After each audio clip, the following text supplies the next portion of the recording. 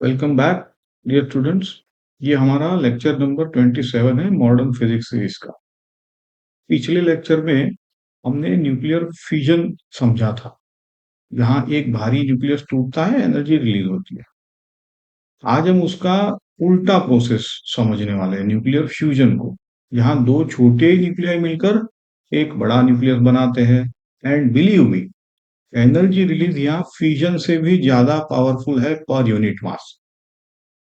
और यही प्रोसेस है जो हमारे सन का इंजन है। उस इंजन के नट बोल्ट आज खोल के देखेंगे, समझेंगे। लेक्चर बड़ा इंटरेस्टिंग है। उम्मीद है कि आप पूरे लेक्चर को ध्यान से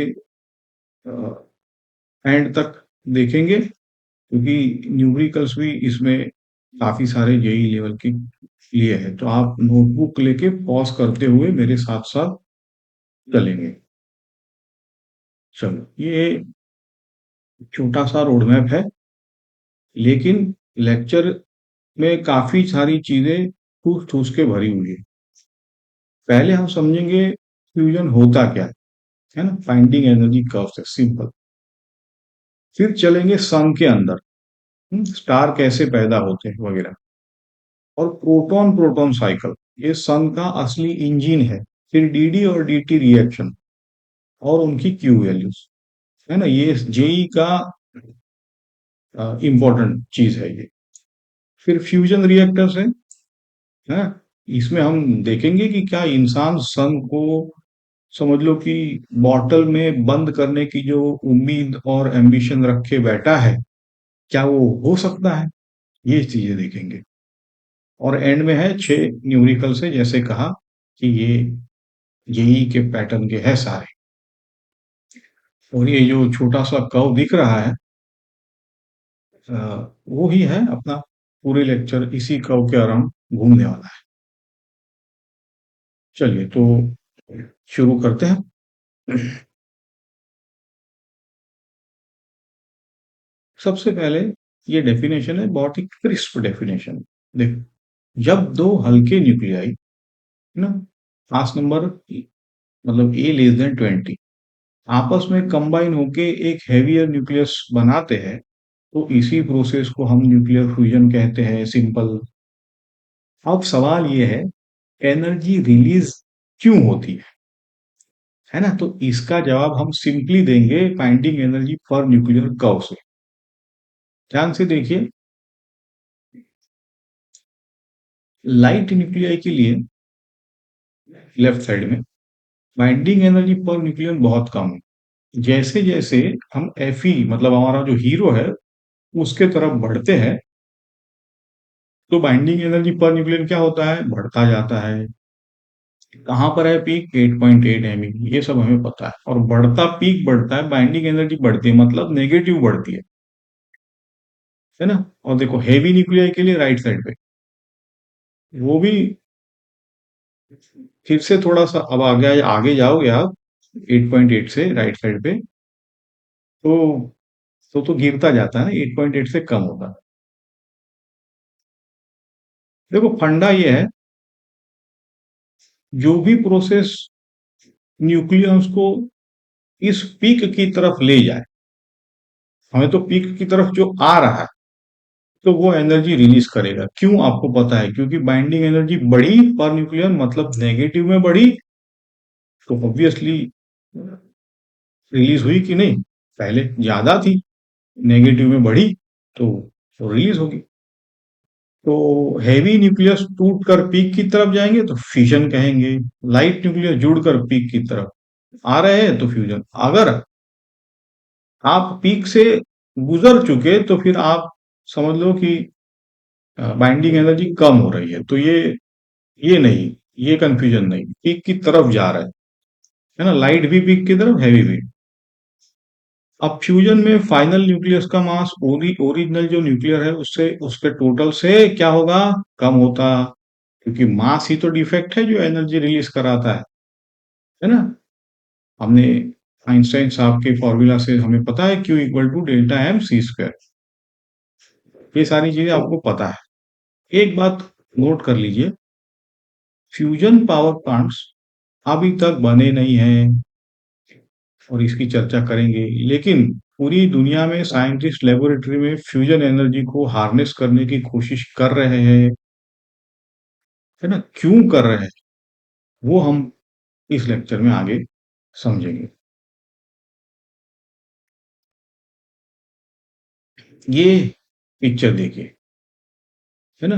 फ्यूजन रिएक्शन की एनाटॉमी है ये। देखिए लेफ्ट से देखो, ड्यूटेरियन, हाँ? या ड्यूटेरन बोलो, मतलब हाइड्रोजन का आइसोटॉप है, एक प्रोटॉन और एक न्यूट्रॉन। और ट्रीटन देखो, एक प्रोटॉन, दो न्यूट्रॉन। अब दोनों को टकरा रहे हो सेंटर में, लेकिन टकराने के लिए क्या चाहिए? टेम्परेचर कितना? Of the order of 10 to the power 8 kelvin. क्यों?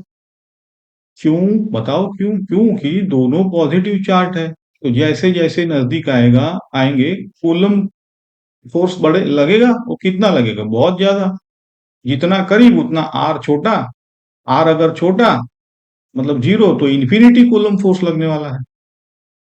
अच्छा, तो टेम्परेचर क्यों बढ़ा है? तो ये सारी चीजें आपको आगे समझ में आएंगी, क्योंकि टेम्परेचर मतलब काइनेटिक एनर्जी। कूलम की एनर्जी को काइनेटिक एनर्जी से हम ओवरकम करेंगे, तो इसीलिए टेम्परेचर इतना चाहिए। टकराने के बाद क्या मिलता है? देखो, हीलियम 4 का न्यूक्लियस अल्फा पार्टिकल, जो ले जाता है 3.5 MeV और एक न्यूट्रॉन। ये न्यूट्रॉन ले जाता है 14.1 MeV।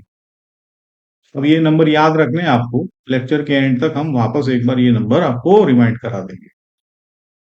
टोटल रिएक्शन अब नोटबुक और पेन में लिखिए, है ना?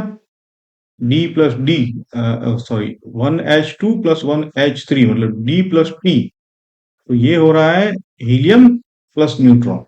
और दोनों का अगर एनर्जी मिला दो, जो जा रहा है लेके भाग रहा है वो 3.5 + 14.1 17.6 मेगा इलेक्ट्रॉन। अब ये है आपकी डी रिएक्शन। धरती पर जो सबसे आसान थर्मोन्यूक्लियर रिएक्शन है, आसान का मतलब यहाँ यहाँ रिलेटिवली आसान। समझ गए बात? बाकी सब इससे मुश्किल है, क्यों है वो भी सब समझते हैं। देखा आपने? चलो, तो धरती पर से अब आ जाते हैं स्पेस में। ब्यूटीफुल फैक्ट है, हर स्टार अपनी एनर्जी फ्यूजन से ही जनरेट करता है। 90% स्टार्स इंक्लूडिंग हमारा सन, ये सारे 90% हाइड्रोजन फ्यूज करते हैं। अब कुछ पुराने स्टार्स हीलियम या फिर हैवी एलिमेंट्स भी फ्यूज कर देते हैं। 90% हाइड्रोजन। लेकिन स्टार बनता कैसे? तो देखो स्टोरी सुनिए हम। ऐसा है कि स्पेस में अपना अपने हिंदू माइथोलॉजी के हिसाब से भी ये था, और साइंटिस्ट भी ये कह रहे हैं, बड़ा जाइजेंटिक क्लाउड था, है ना? बोले डस्ट और गैस का। अब क्या होता है कि साइंटिफिक मॉडल जो है वो बताते हैं कि स्टार फॉर्मेशन शॉक वेव से ट्रिगर होता है ना? शॉक वेव मतलब होता है एक पावरफुल वेव, सोनिक बूम की तरह समझ लो, जो अगर टकरा जाए तो तोड़ दे सब। अब ये शॉक वेव आता कहाँ से? बोले किसी नियर बाई इवेंट से, है ना? जैसे कोई पास का कोई स्टार अगर एक्सप्लोड हो गया, सुपरनोवा एक्सप्लोजन बोलते हैं। अब ये क्यों? बोले ऐसा होता है। तो जो डस्ट और गैस थी, उसका उसका क्या होगा? बोले शॉक वेव क्लाउड के कुछ रीजन को कॉम्प्रेस कर देगी, क्योंकि शॉक वेव बहुत पावरफुल होती है। तो कॉम्प्रेस्ड रीजन अपनी खुद की ग्रेविटी के नीचे कोलैप्स करता लगता है, मतलब अब स्पेस में कहाँ कोलैप्स करेगा, कहाँ गिरेगा? तो ये गिरना ही कोलैप्स है, खुद की ग्रेविटी के नीचे। तो गैस अंदर की तरफ गिरता है, ऐसा कहेंगे। तो अगर गैस गिर रहा है मतलब स्पीड बढ़ रही है एटम की। जैसे पार्टिकल अपनी ग्रेविटी में गिरे अर्थ पर, तो स्पीड बढ़ती है कि नहीं? अब स्पीड का मतलब क्या बोलो आप? तो अभी तो देखा टेम्परेचर बढ़ता है, मतलब तो शॉक वेव ऐसे टेम्परेचर का बढ़ा देता है। तो याद रखिए कि गिरती हुई गैस मतलब स्पेस में गिरना मतलब अपने ही ग्रेविटी के अंदर कोलैप्स। तो गिरती हुई गैस मतलब बढ़ती हुई काइनेटिक एनर्जी, और काइनेटिक एनर्जी मतलब टेम्परेचर। तो ये सिंपल थर्मोडायनेमिक्स ऐसा है। चलिए, ये आपका समझ के लिए था। अब देखो यहाँ पे एग्जाम ओरिएंटेड चीजें हैं। स्टार के अंदर फ्यूजन सस्टेन करने के लिए दो कंडीशंस जरूरी है, लिख लो। कंडीशन पहला, हाई टेम्परेचर। पता ही है आपको क्यों? लगभग 10 to the power 7 kelvin hydrogen के लिए। क्यों? ताकि चार्ज हाइड्रोजन काइनेटिक एनर्जी इतनी ज्यादा हो कि आपको पता है कूलम रिपल्जन को वो ओवरकम करके टकरा जाए, फ्यूज हो जाए। कंडीशन दूसरा क्या है? High density. न्यूक्लियर की डेंसिटी क्यों हाई होनी चाहिए? इतनी हाई हो कि कोलिजन का रेट बना रहे बहुत ज्यादा, टकराएंगे ही नहीं तो फ्यूज कैसे होंगे? इसीलिए ये हाई डेंसिटी इंपॉर्टेंट है। अब ये सबसे इंपॉर्टेंट और ब्यूटीफुल कॉन्सेप्ट, स्टेलार इक्विलिब्रियम। देखो, समझो इसको।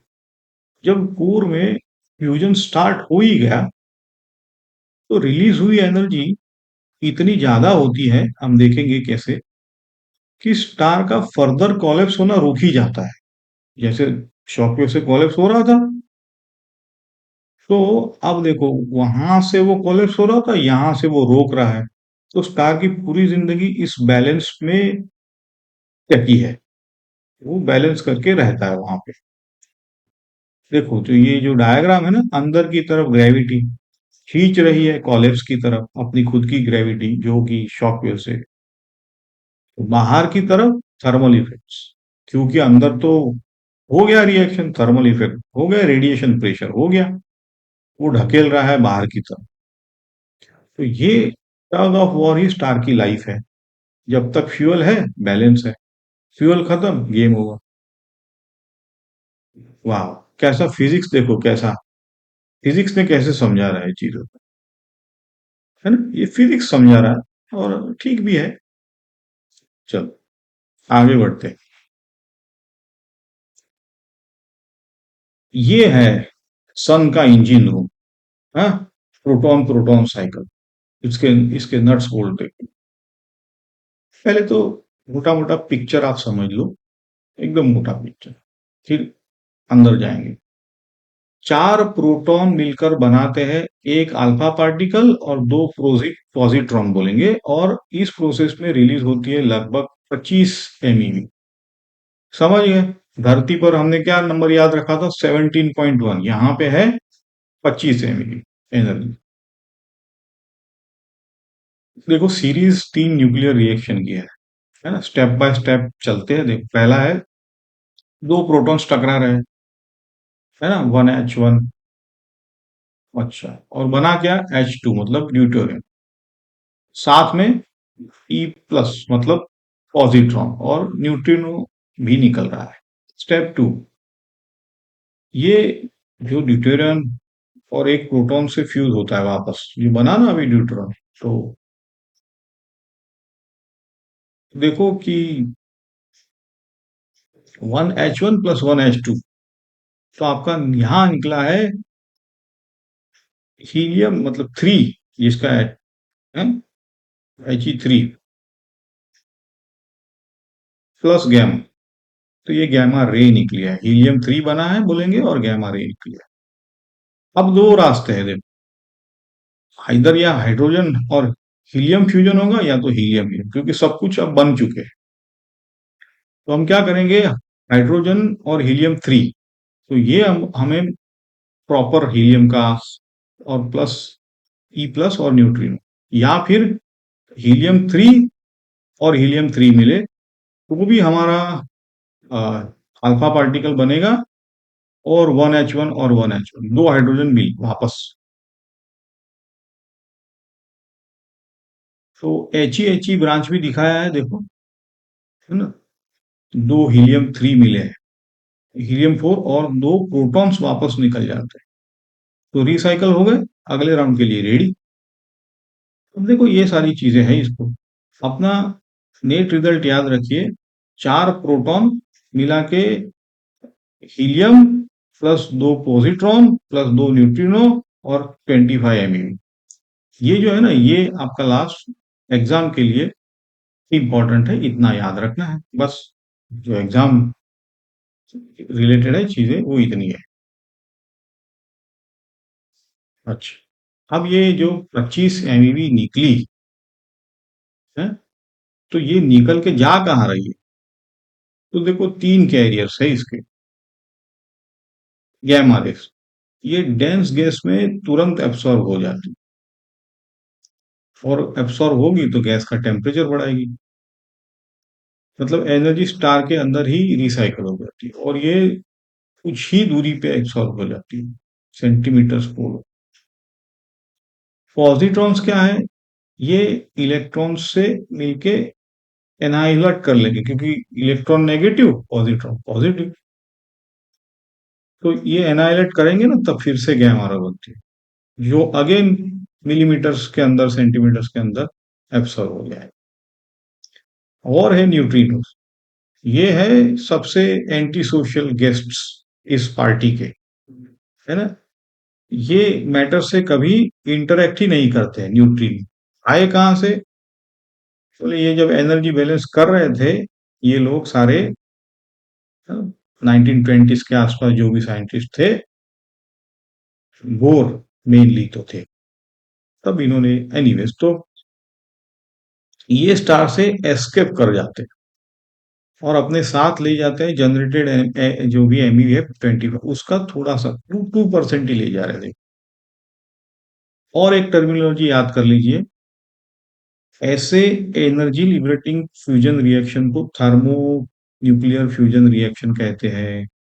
जो हाइड्रोजन बॉम्ब बना था ना पहली बार 1952 में, जो एक्सप्लोड किया गया था एक्सपेरिमेंट में, वो uncontrolled thermo nuclear fusion reaction का एग्जाम्पल है।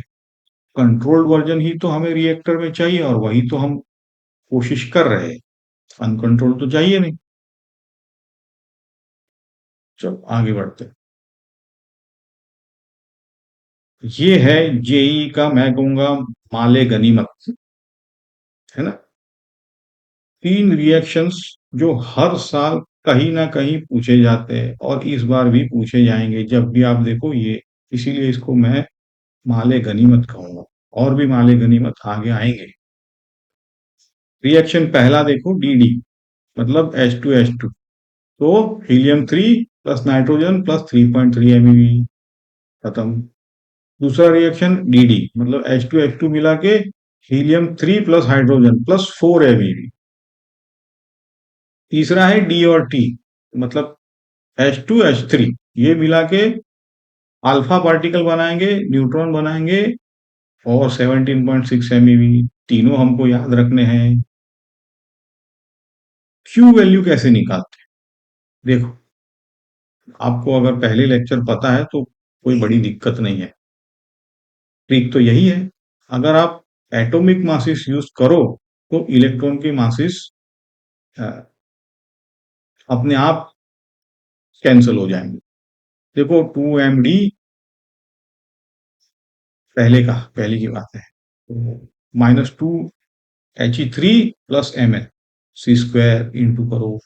दूसरे का 2MD -MT plus MH into C²। तीसरे का MD प्लस MT माइनस जो भी प्रोडक्ट्स है ना, वो He4 है, MH4 प्लस Mn, C²।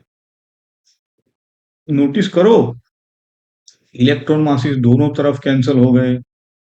इसलिए ये तीसरा चौथा लेक्चर है जहां पे मैं रिपीट कर रहा हूं, चाहे फिजन हो चाहे फ्यूजन, दोनों में mass defect atomic is equal to mass defect nucleus, कोई फर्क नहीं, मतलब कोई भी लिख सकते हो आप, है ना। तो सीधा एटॉमिक मास से मास डिफेक्ट निकाल सकते हो, इलेक्ट्रॉन की टेंशन लेने की जरूरत नहीं है। न्यूमेरिकल्स में ये टाइम बचाती है, लेकिन ध्यान रखना, और यही पूछा जाता है, इससे ज्यादा तकलीफ नहीं देंगे आपको। चलो आगे बढ़ते हैं।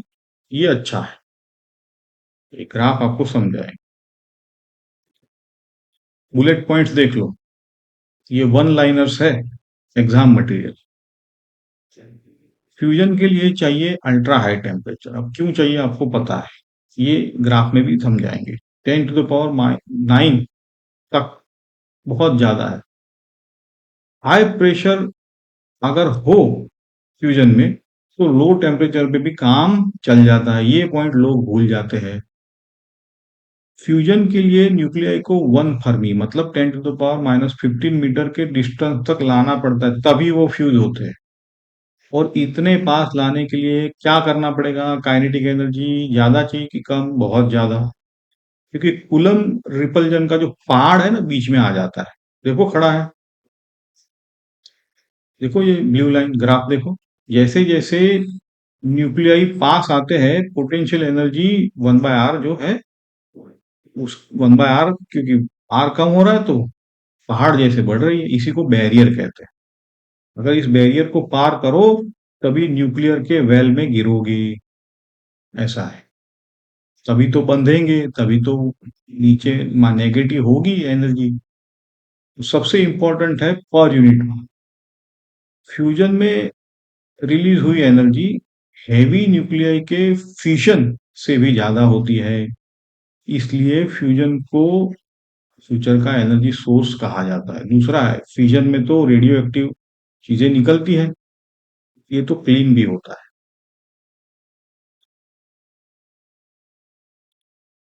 अब आपका आता है ये $1,000,000 क्वेश्चन, क्या हम सन को धरती पर बना सकते हैं? पहले ये समझो कि क्यों कोशिश, मतलब उम्मीद कहाँ से बनी है इन लोगों की। तो फ्यूल है ड्यूटेरियम, जो हमारी लेक्स और ओशन में ऑलमोस्ट अनलिमिटेड क्वांटिटी में अवेलेबल है, और उनको निकालना भी सस्ता है, इसलिए कंट्रोल्ड फ्यूजन में अल्टीमेट एनर्जी सोर्स जो है वो तो फ्री ऑफ अवेलेबल है। ये पहला।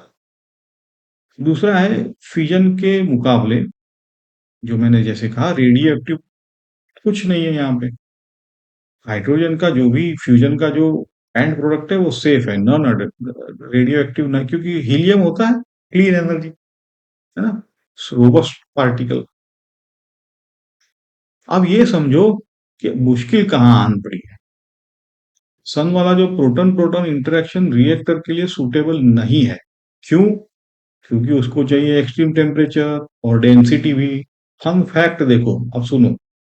सन का कोर पे डेंसिटी तो है, तभी भी एवरेज प्रोटॉन को रिएक्ट करने में 14 बिलियन ईयर्स लगते हैं। अब ये तो है फैक्ट, क्या कर। तो सन इसीलिए चल रहा है क्योंकि वहां प्रोटॉन्स की तो तादाद एस्ट्रोनॉमिकल है। ये सारे बिलियन ट्रिलियन ये है ना, ये सारे एस्ट्रोनॉमिकल डेटा है। ओके।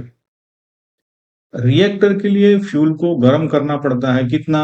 10⁸ केल्विन तक। तो ये तो सन के इंटीरियर से भी ज्यादा है, बहुत ज्यादा।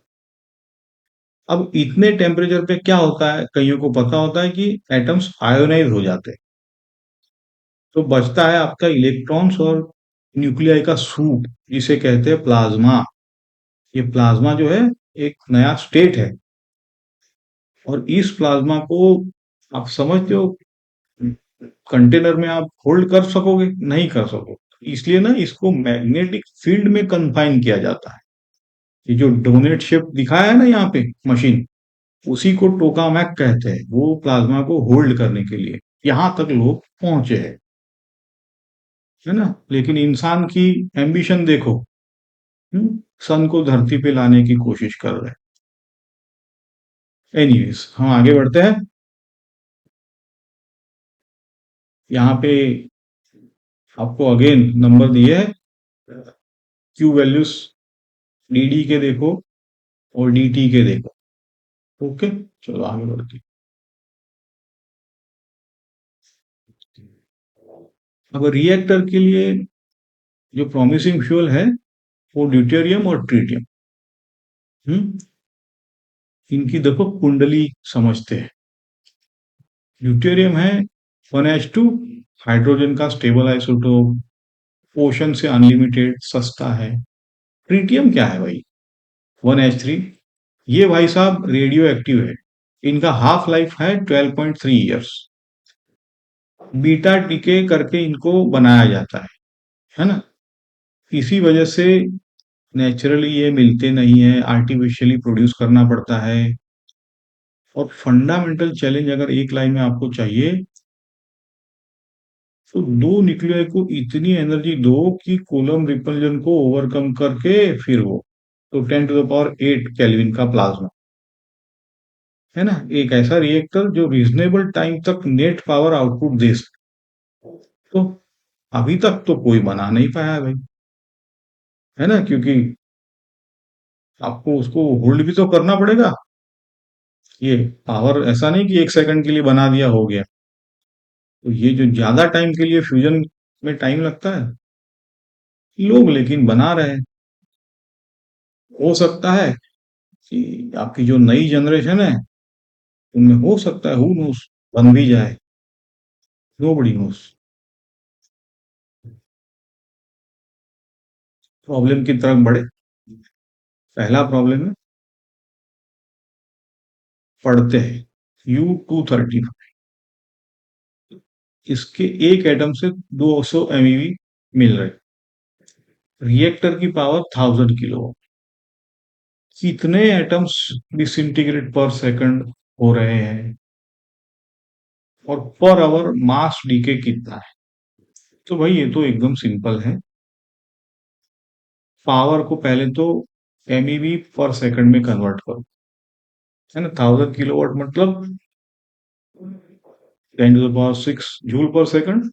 आसान है, कई चीजें तो आनी चाहिए। अब ईवी में क्या करोगे, डिवाइड करो 1.6 इंटू 10⁻, तो देखो ये भी 6.25 आता है ना, ये 6.25 ऐसे ऐसे आता है। तो 10⁻18 MeV। अब एक डिसइंटीग्रेशन 200 MeV है, तो एटम पर से तो सिंपल हो गया ना, तो उसको डिवाइड करो 200 से, तो 3.12 पर सेकंड, है ना। अब मास डी के पर आवर निकाल, तो एक आवर में एनर्जी कितनी है भाई? तो भाई इस पर सेकंड 10⁶ है, 10⁻⁶, तो मल्टीप्लाई बाय 3600 करो। अब आइंस्टाइन साहब का इक्वेशन लगाओ, डेल्टा एम, डेल्टा ई तो है ही, सी स्क्वायर से डिवाइड करो, है ना। अब ये इतना भी डिफिकल्ट नहीं है, हो जाएगा आराम से। तो आ रहा है आपका 4 × 10⁻⁵ देखा ना, फॉर्मूला दो ही है। अगर एन निकालना है तो पावर बाई ये जो पर इवेंट एनर्जी है वो, और एम निकालना है तो एनर्जी, पावर को एनर्जी में कैसे कन्वर्ट करते हैं, टाइम से मल्टीप्लाई कर दो, divide by C square. But आपको यूनिट का ध्यान रखना है, और थोड़ा थोड़ा ये जो आगे जो आएगा कि आवर में सेकंड कितने होते हैं, ये सारी चीजें याद रखनी है।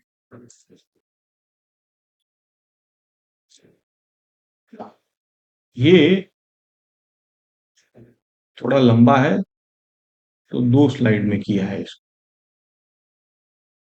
फ्यूजन रिएक्टर में ड्यूटेरियम रिएक्शन 2 स्टेजेस में होता है। पहला स्टेज है, देखो DDPT, मतलब दो ड्यूटेरियम फ्यूज होकर रिटर्न और प्रोटॉन, प्रोटॉन निकल रहा है ऐसा, इजेक्टाइल है प्रोटॉन, और फेंक के मारा है H2 पे H2 ऐसा। दूसरा स्टेज है, रिटर्न पे फेंक के मारा है H2, और निकला है न्यूट्रॉन, और बना है हीलियम, ठीक ऐसा, न्यूट्रॉन बाय प्रोडक्ट बना है इसमें। देखो मासेस सारे गिवन है, डी के, टी के, अल्फा के, एच का, सारे एटॉमिक मासेस दिए हैं। तो पार्ट ए करते हैं, पहला D+D करो, T3+P+Q, तो मास डिफेक्ट निकाल लो आपको, है ना।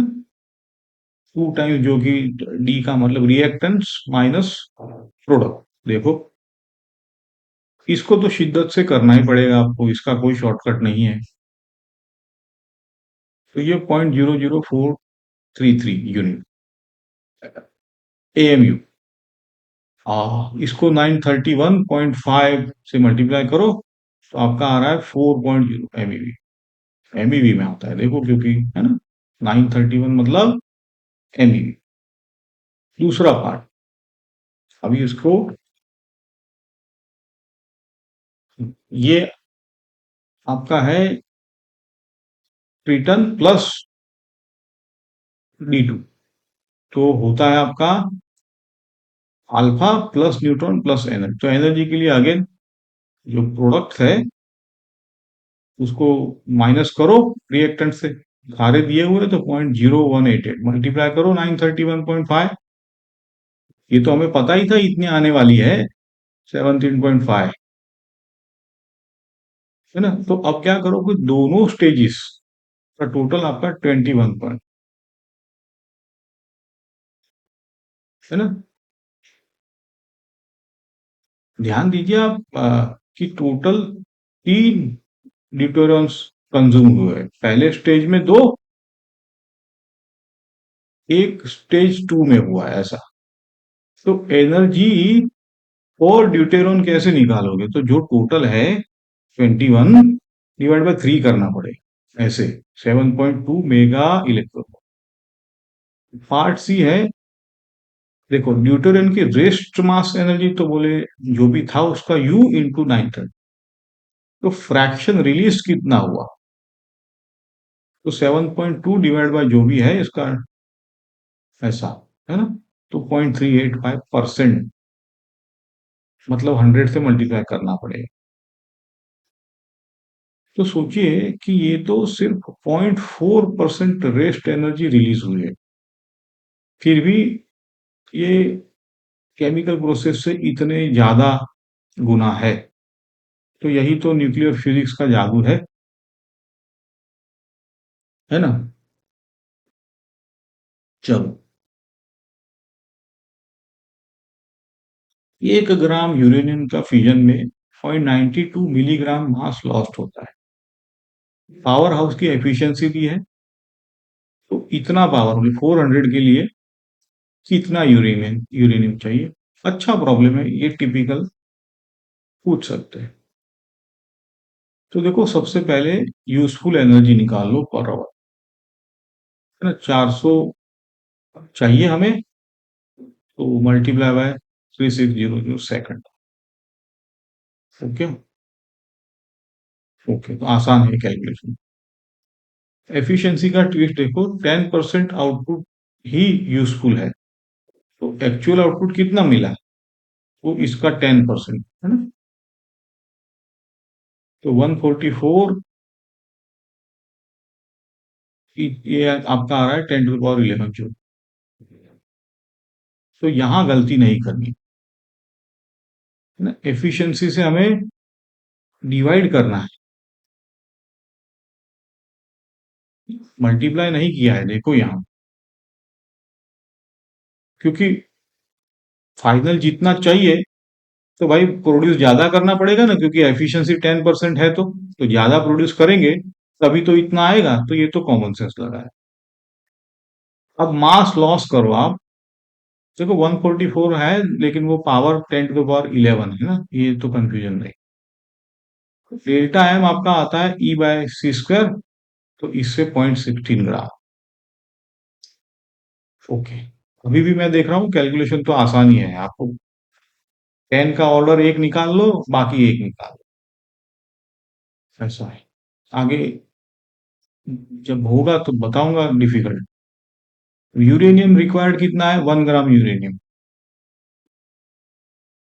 और होता है 0.9 इंटू 10 टू द पावर -3, क्योंकि मिलीग्राम दिया था ना तो ये लॉस हो रहा है।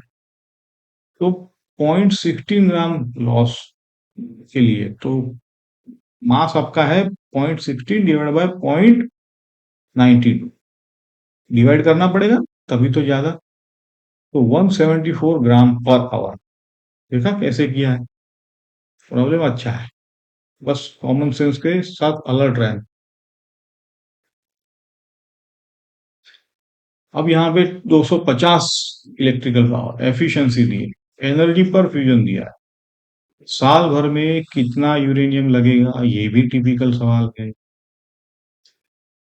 तो देखो 1 ईयर में ना, पहले तो आपको यहाँ पे बता देता हूँ कि 1 ईयर की सेकंड्स आपको टिपिकल सेकंड्स है 3.15 इंटू 10⁻7। तो 1 ईयर का आपका इलेक्ट्रिकल एनर्जी कितना है वो देखो, ऐसे निकालते समझे। अगर यहाँ पे आपको, तो दूसरा 250 को मैं 0.25 भी तो लिख सकता हूँ, है ना। तो ऐसे सिमिलरली 24 को भी मैं 0.25 लिख सकता हूँ, ऐसे। तो ये सारी चीजें आपको आसान कर देती है कैलकुलेशन, वो इतना मुश्किल नहीं। तो एनर्जी पर फ्यूजन दिया है 200 MeV। तो ये जूल में तो डिवाइड बाय करना है आपको, 1.6 इंटू, तो ये आ जाएगा जूल में। एफिशिएंसी 25, तो इलेक्ट्रिकल एनर्जी पर फ्यूजन मतलब आपका कम हो जाएगा, 0.25 से मल्टीप्लाई करो, तो ये मुझे इतनी एनर्जी मिली पर फ्यूजन।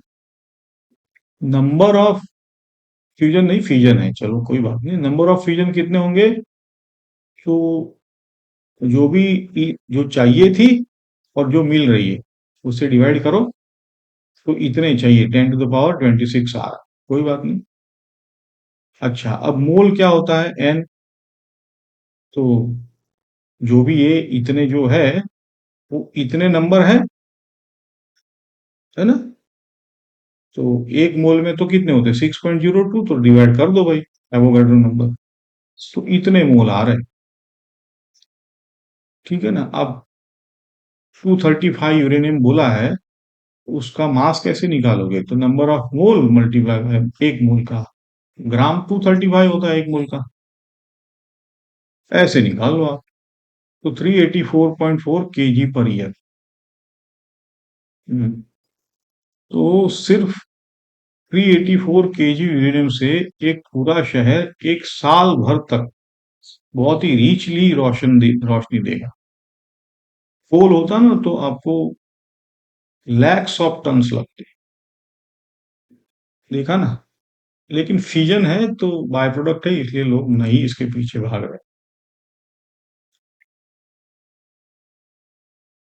अब 2 kg फ्यूल है, 30 डेज में यूज हो रहा है। हर फ्यूजन में 185 MeV यूज हो रहा है। पावर आउटपुट क्या होगा, यहाँ पे प्यारी सी पर एएमई वाली ट्रिक यूज करेंगे। पर ए देखो, 235 U, 185 MeV, तो 1 U कितना देगा, ऐसा सिंपल है। तो यहां से हमें 1 U आ गया और उसको जूल में कन्वर्ट कर लिया मल्टीप्लाई करके, ठीक है। तो और 1 U का तो हमें केजी पता ही है, ये तो नंबर याद रखना है, 1.66 इंटू 10⁻20 - 27 kg। तो 2 kg से कितना एनर्जी मिलेगा, तो देखो कैसे करना है, कि जो भी अपना ये नंबर मिला था उसको मल्टीप्लाई बाय 2 किया है ना। क्योंकि एक यू मतलब इतना, तो हमारे पास कितने यू थे, उसको 2 से मल्टीप्लाई कर दिया, ऐसा। ओके, तो ये यूनिटरी मेथड है, सीधा आपका डब्ल्यू आपको मिला है 1.57 इंटू 10⁻4 जूल्स। पावर के लिए क्या करोगे भाई, जो भी एनर्जी डिवाइड बाय टाइम करो, है ना। तो क्या टाइम दिया है,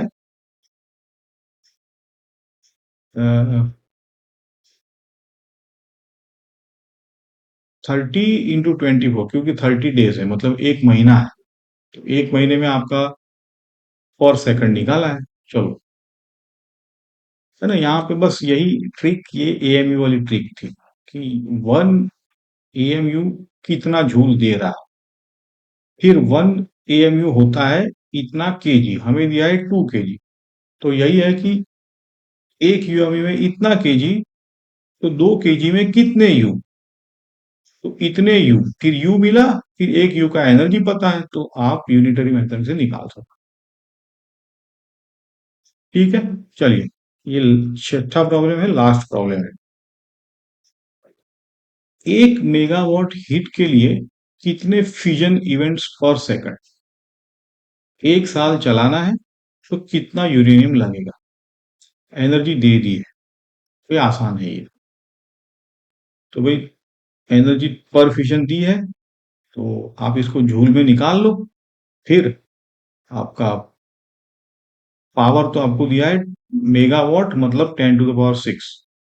तो फ्यूजन पर सेकंड के लिए क्या करेंगे, आपको पता ही है, P/E करना होता है। तो कर लिया, तो हो गया 10⁻16 पर सेकंड। नोटिस क्या करो कि हमने ये पहला एग्जाम्पल जो किया था, यही नंबर आया था।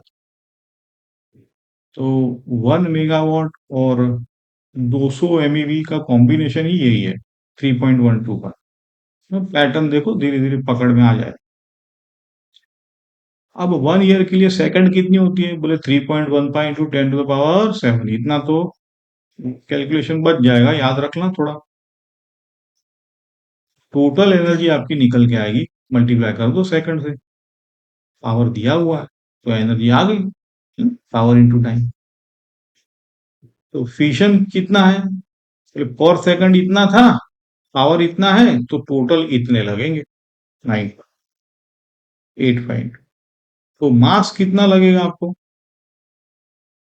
तो है ना 235 यूरेनियम है, उसका मास कितना होता है, तो 1 U मतलब 6 इससे आपको नंबर निकल, ये एवोगैड्रो नंबर से नंबर ऑफ मोल निकल जाएंगे। 235 ये सही है, तो 9.85 इंटू 10, मतलब सिर्फ 384 ग्राम से ये एक वाटर बॉटल से भी कम है। पूरा साल बहुत ज्यादा नंबर है, 1 मेगावाट निकल रहा है आपका, समझ गए ना। अच्छा, जो लास्ट वाला है वो तो आई होप कि आपको नंबर ऑफ फ्यूजन मतलब नंबर ऑफ न्यूक्लियाई मिल गए ये। तो नंबर ऑफ न्यूक्लियाई से एवोगैड्रो नंबर से आपने ये मास निकाल लिया, क्योंकि एक मोल का मास है 235। तो ये ऐसा कैलकुलेशन है, मास निकल गया। चलो आगे बढ़ते हैं। रिवीजन है, अच्छा है पूरा लेक्चर का, छोटे से में सारे कॉन्सेप्ट। पहला है कॉन्सेप्ट में फ्यूजन, देखो लाइट न्यूक्लियाई मतलब A<20 कंबाइन होते हैं, डी पर ए बढ़ता है, energy release delta M C square, reactant minus product. Star fusion की दो शर्तें हैं, टेम्परेचर होना चाहिए ज्यादा, 10⁸ और डेंसिटी हाई। तो पी साइकिल में 4p alpha plus 2 positron plus 2 neutrino, 25 MeV मिला। न्यूट्रिनो ले जाता है 2%। स्टार में ग्रेविटी वर्सेस रेडिएशन प्रेशर का बैलेंस बनाए रखो, ऐसा है ना, वो समझाया। फॉर्मूला है डीडी में 3.3 और 4 MeV, डीटी में 17.6 MeV, है ना। क्यू होता है reactant minus product C square, सारे एटॉमिक मास चलेंगे। फ्यूजन रेट कैसे निकालेंगे, P/E, फिर उससे mass decay delta E। Fusion को लिए हमको 1 फर्मी से कम ले जाना पड़ता है, तभी तो फ्यूज होंगे दो न्यूक्लियाई को। फिर उसके लिए आपका हाई टेम्परेचर जरूरी है, क्यों, क्योंकि काइनेटिक एनर्जी बढ़ती है। प्रेशर हाई है तो लो टेम्परेचर थोड़ा चलेगी। तो कह सकते हैं हमने फ्यूजन को समझा है, सन के इंजन को खोला है, उसके नट्स बोल्ट जो भी है वो समझ लिए हैं, और अच्छे न्यूमेरिकल्स भी किए।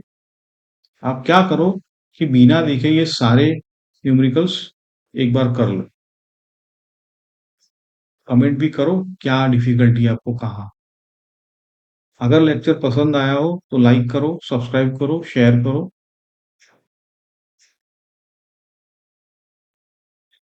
देखो अभी